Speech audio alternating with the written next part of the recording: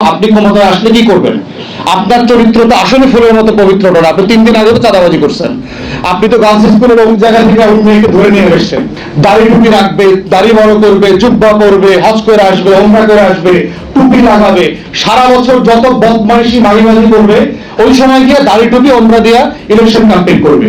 Motorcycle নিয়ে এলাকার সবচেয়ে বদমাইশ গুন্ডা পান্ডা ড্রাগ এডিক্ট বিড়িখোর মদখোর গুলোকে নিয়ে মিছিল মিটিং করা লাগে। দলের ভিতরে যারা সমালোচনাকে নিতে পারেন না, নেতা কর্মীরা একজন একজনকে সমালোচনা করে ওই দলে পদে থাকতে পারে না, তারা কিভাবে রাষ্ট্রে গিয়ে সমালোচনার স্পেস দেবে, বিরোধী দলের বিরোধী মতকে অ্যাপ্রুভ করবে, অ্যাকোমোডেট করবে? দলের ভিতরে থেকে যারা লুটপাট চুরি চামারি দুর্নীতি বন্ধ করতে পারছেন না ক্ষমতায় যাওয়ার আগেই, তারা ক্ষমতায় গিয়ে কিভাবে রাষ্ট্রের ভিতরে দুর্নীতি চুরি চামারি লুটপাট বন্ধ করবেন? তাহলে এই যে মোটা দাগের নির্বাচনকে কেন্দ্র করে দলের আভ্যন্তরীণ সংস্কার দরকার, সেই আলাপটা মোটা দাগে বড় কোনো রাজনৈতিক দল করছে না।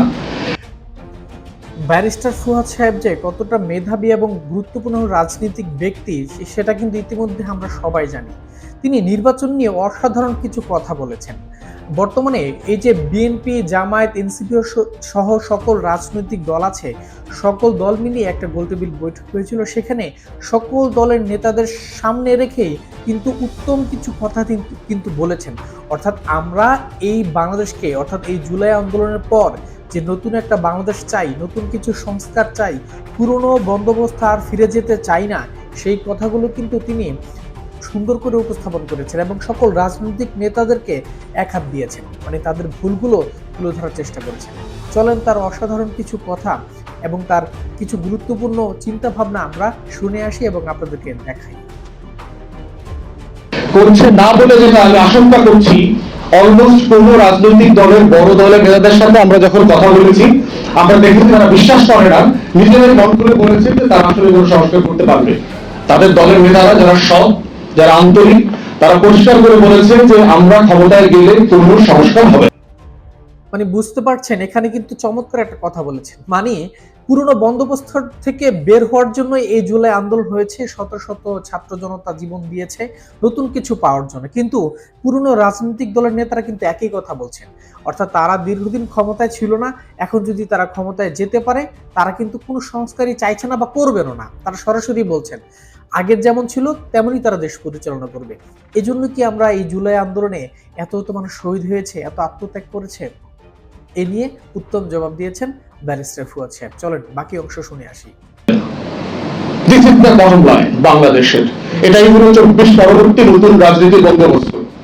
আগের মতোই আমরা ফিরে আসবো ঝাঁকে ঝাঁকে।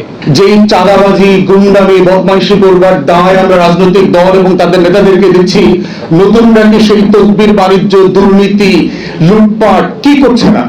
তরুণ উপদেষ্টা যারা হয়েছে তারা কি খুব সৎ জীবনযাপন করছেন? তাদের এপিএসটাকে শত শত কোটি টাকার লেনদেন করছেন না? আমরা কি এগুলো খবর পাচ্ছি না? জানি তো এগুলো।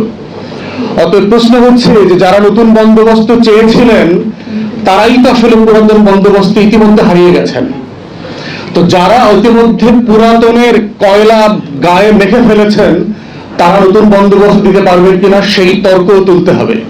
কারণ 24 হচ্ছে এমন একটা জায়গা যে কোনো তর্ককে এখন আর নিষিদ্ধ করা যাবে না, কোনো তর্ককে এখন আর ফেলে দেওয়া যাবে না।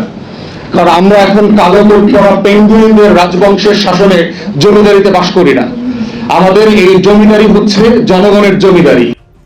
ঠিক এই কথাটাই এখন এই যে দেশের জমিদারি বলেন বা পুরো দেশটাই কিন্তু জনগণের। পুরনো বন্দোবস্তায় ফিরে যেতে চাই না, পুরনো নেতাকর্মীরা যা বলবে, অর্থাৎ তারা যা চাপিয়ে দিতে চাইবে সেটাই আমরা মেনে নিব, এমনটা আমরা চাইনি। আমরা চাই জনগণ তার ন্যায্য হিস্সা বুঝে পাক এবং ঠিক অধিকারটাই বাস্তবায়ন করতে পারে। এবং ওই যে পুরনো যে ব্যবস্থা, আবার একই রকম কথা শুনছি। চলেন বাকিটা শুনে আসি কি বলে ফুয়াদ সাহেব। যেই জমিদারিটা শত শত হাজার হাজার বছর ধরে এই জনপদে ছিল, তো সেই বাস্তবতায় আমাদের বক্তব্য খুব পরিষ্কার যে অন্তর্বর্তীকালীন সরকারকে তার এই যে প্যাকেজ প্রায়োরিটিস সংস্কার বিচার এবং নির্বাচন, সেই আলোচনার মধ্যে থাকতে হবে তাকে। আমাদের দলের পক্ষ থেকে আমাদের পক্ষ থেকে নির্বাচন কমিশনের যারা সংস্কার কমিশনে আছেন তাদেরকে আমরা অনেক পরামর্শ দিয়েছি। স্যাডলি অনেকগুলোই আমরা দেখেছি তারা ইগনোর করেছেন। তারা গত পুরাতন আমলের সেই লুটপাটের ইলেকশনটা জারি রাখার জন্য কিছু কাটপেস্ট প্রস্তাবনা দিয়েছেন। মানদাতামূলক কথা দেখেন, বেশ কিছু আমার আগের বক্তারা বলেছেন যে বাংলাদেশের নির্বাচনের যে লুটপাটটা হয় সেখানে দুইটা জায়গাতে মেইনলি নির্বাচনকে ঘিরে ঝামেলাটা হয়। একটা হচ্ছে আপনার প্রার্থিতা বাছাই, আপনি দল কিভাবে কাকে। এই কথাটা কিন্তু খুবই গুরুত্বপূর্ণ, এখানে 2-3টা পয়েন্ট বলবে, খুবই গুরুত্বপূর্ণ, একটু মনোযোগ সহকারে শুনবেন। প্রার্থী হিসেবে নমিনেশন দিচ্ছে, এইটা মোটা দাগে একটা বড় জায়গা যেখানে দুর্নীতি, লুটপাট এবং হিউজ হাজার হাজার কোটি টাকার বাণিজ্য হয়। দ্বিতীয় জায়গা হচ্ছে ইলেকশন ক্যাম্পেইন, যে ক্যাম্পেইনটা আসলে কিভাবে অপারেট করা হয়। এখন দেখেন, আমরা সবাই জানি যে একটা ইউনিয়ন পরিষদের চেয়ারম্যান, মেম্বার, উপজেলা পরিষদের চেয়ারম্যান হওয়ার জন্য আপনার কোটি কোটি টাকা দলগুলোকে দিতে হয়েছে এর আগে, এবং এটা যে আগামীতে দিতে হবে না তার কোনো নিশ্চয়তার চরিত্রের পরিবর্তন আমরা এখন দেখতে পাচ্ছি না। নিশ্চিত দিতে হবে, যেহেতু আওয়ামী লীগ মাঠে নাই এবং দলীয় টিকিট পাওয়া মানেই হলো বিজয় মাল্লা। তো এই বিজয় মালার জন্য এখানে লটারি গ্যাম্বলিংটা আরো বেশি হবে এখানে, কারণ রাইট, মানে আগে যখন মার্কা পেত, মানে নৌকা যে পেত সে অটোমেটিকলি পাশ করে যেত।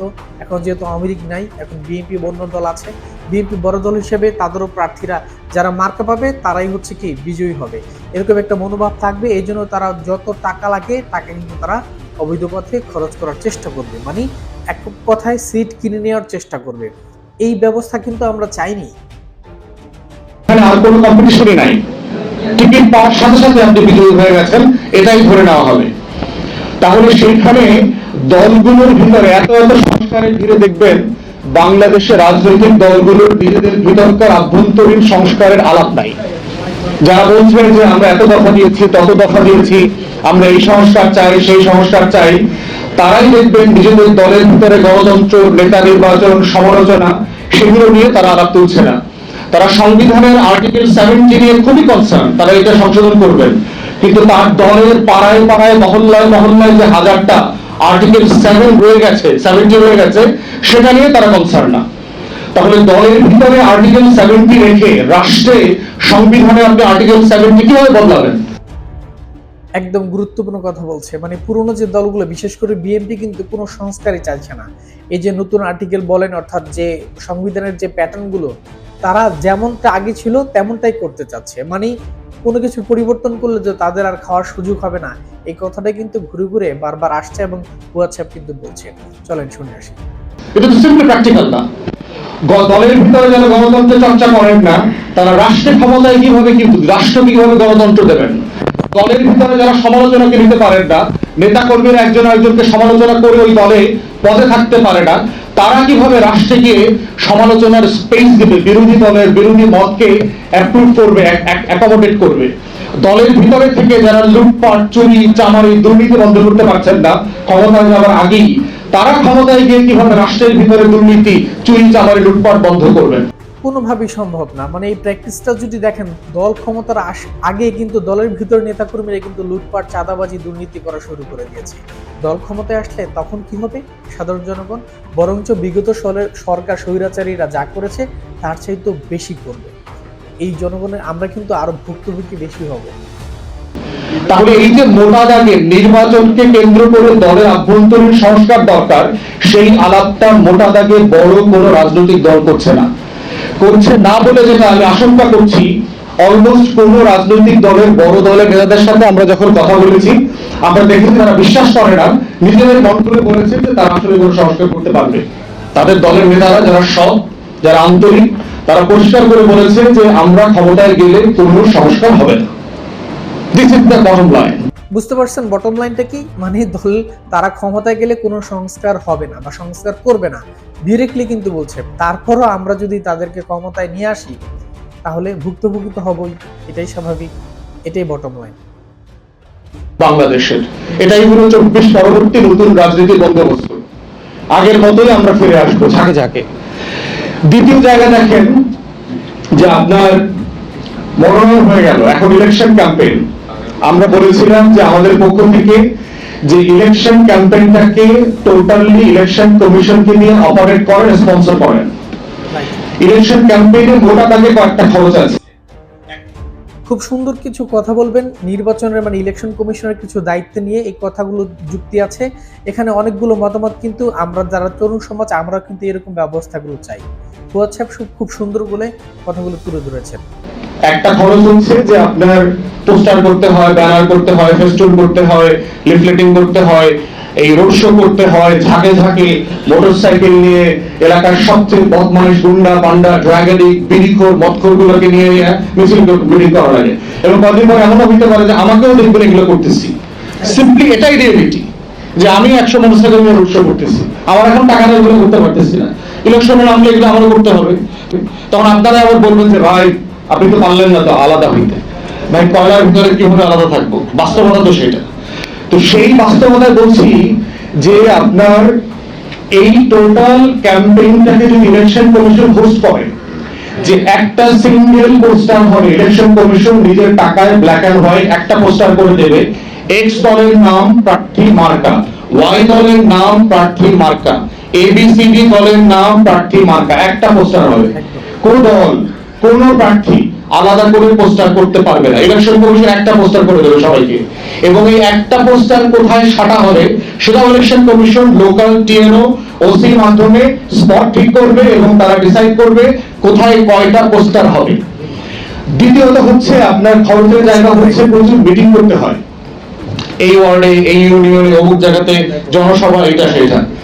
ইলেকশন কমিশন এবং লোকাল প্রশাসনের সহযোগিতায় কমন মিটিং হবে, একটা মিটিং হবে, একই মিটিংয়ে সব দলের নেতারা প্রার্থীরা ওইখানে আসবে। এইটার পক্ষে আমি মানে ওই বিদেশি বাইরের দেশের মতো আর কি, একটা মিটিং হবে বড় করে, সব দলের রাজনৈতিক নেতারা যারা প্রার্থী হবেন সবাই কিন্তু এখানে থাকবেন, অর্থাৎ জনগণ প্রশ্ন করবে সেই উত্তরগুলো তারা খণ্ডাবে। এটা কিন্তু চমৎকার একটা আইডিয়া।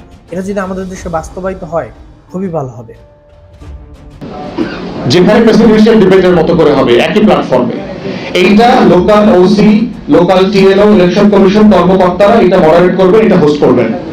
তাহলে যেটা হচ্ছে, এবং এটার খরচের জায়গাটাও তারা দেখভাল করবেন। তাহলে যেটা হবে যে প্রার্থীদের নির্বাচন কেন্দ্রিক চাঁদাবাজিটা বন্ধ হবে, লোকালি তার টাকা উঠাইতে হবে না, কারণ সে জানে যে আমার আসলে কোনো খরচ নাই। আমার পোস্টার করে দেবে ইলেকশন কমিশন, আমার ব্যানার করে দেবে ইলেকশন কমিশন, আমার বিতর্ক, আমার টাউন হল মিটিং, আমার ইউনিয়ন পরিষদের মিটিং, আমার গ্রামের বৈঠক সবকিছু করে দেবে ইলেকশন কমিশন। এবং এইটা করবার মধ্য দিয়ে যেটা হবে যে আপনারা কমন বিতর্কের জায়গায় আসতে পারবেন, যে আসলে নাগরিকদের জায়গা থেকে এই হাত ধরা, পাও ধরা, বুকে ধরায় দেওয়া, খেতে নামা, কাদা মাখা যত বাটপারি আছে আমাদের ক্যাম্পেইনে, কোনো ইস্যুস নাই, খালি ইমোশনাল ব্ল্যাকমেইলিং আছে। দাড়ি টুপি রাখবে, দাড়ি বড় করবে, জুব্বা পরবে, হজ করে আসবে, ওমরা করে আসবে, টুপি লাগাবে, সারা বছর যত বদমাইশি মাগিবাজি করবে, ওই সময় গিয়ে দাড়ি টুপি ওমরা দিয়া ইলেকশন ক্যাম্পেইন করবে। এই বদমাইশি ক্যাম্পেইন বন্ধ করে হয়ে যাবে এগুলো দিয়ে। তাহলে ইলেকশন কমিশন যদি এটা অপারেট করতে পারে, তাহলে নাগরিকরা আসলে এম্পাওয়ার্ড হবে। সেই কমন টাউন হল মিটিং এ এসে নাগরিকরা প্রশ্ন করবে যে আপনি ক্ষমতায় আসলে কি করবেন? আপনার চরিত্র তো আসলে ফুলের মতো পবিত্র না, আপনি 3 দিন আগে তো চাঁদাবাজি করছেন, আপনি তো গার্লস স্কুলের অমুক জায়গা থেকে ওই মেয়েকে ধরে নিয়ে এসেছেন।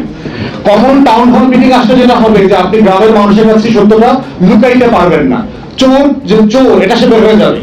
এবং তখন কমন মিটিং এ আপনার এই চরিত্র বের হয়ে যাওয়ার পরে যেটা হবে, টাকা দিয়ে আপনি চরিত্র ব্যাক করাইতে পারবেন না।